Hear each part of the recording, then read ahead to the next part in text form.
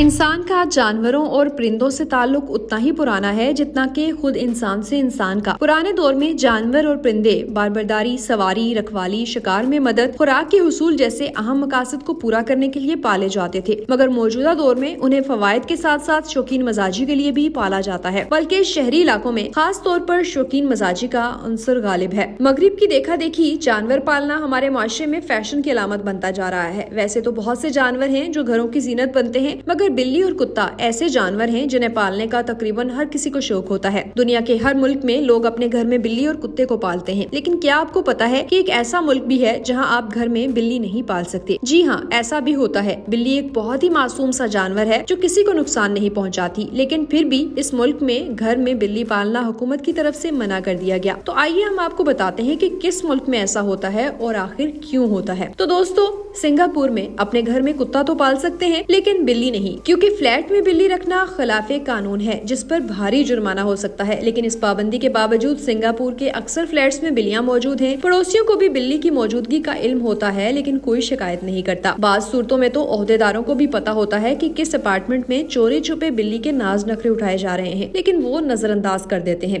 Singapore में लोगों की अक्सरियत बुलंदोबाला इमारतों में रहती है जिनके अंदर बड़ी तादाद में अपार्टमेंट्स होते हैं। इन इमारतों की मलकियत अमूमी तौर पर हुकूमत के पास है। इन इमारतों में किराएदारी की शराइत में बिल्ली रखने की ममानत है, ताहम आप एक कुत्ता रख सकते हैं, मगर ऐरे गहरे कुत्ते इन अपार्टमेंट्स में दाखिल नहीं हो सकते। इन घरों के दरवाजे सिर्फ चंद मखसूस नस्लों के कुत्तों के लिए ही खुल सकते हैं जिनका कद काट छोटा और वजन कम होता है। सिंगापुर में और भी कई दिलचस्प कवानीन नाफिज हैं। मिसाल के तौर पर वहाँ च्युइंगम पर पाबंदी है, हता कि इसे दरामद और बरामद भी नहीं किया जा सकता। नए साल की आमद के साथ अब सिंगापुर के उन बहुत से शहरियों के लिए अच्छे दिन आने वाले हैं जिन्होंने अपार्टमेंट्स में चोरी छुपे बिल्लियां पाली हुई हैं, क्योंकि सरकारी अपार्टमेंट्स का इंतजाम करने वाले बोर्ड के हुकाम एक नए कानून पर काम कर रहे हैं जिससे घरों में बिल्लियां पालने की इजाजत मिल जाएगी। सिंगापुर एक छोटे से जजीरे पर मुश्तमिल एक शहरी रियासत है। इस जजीरे का रकबा 283 मुरब्बा मील है और इसकी आबादी 55 लाख से ज्यादा है। 80% से ज्यादा लोग सरकारी अपार्टमेंट्स में रहते हैं। सिंगापुर के बारे में ये बात भी अहम है कि ये एक मजबूत मईशत की रियासत है। यहाँ सालाना फीकस औसत आमदनी $70,000 है और सिंगापुर दुनिया का दूसरा सबसे महंगा शहर है। सिंगापुर की सरकारी अपार्टमेंट्स इमारतें HDB हाउसिंग कहलाती हैं। उन्हें हुकूमत लोगों को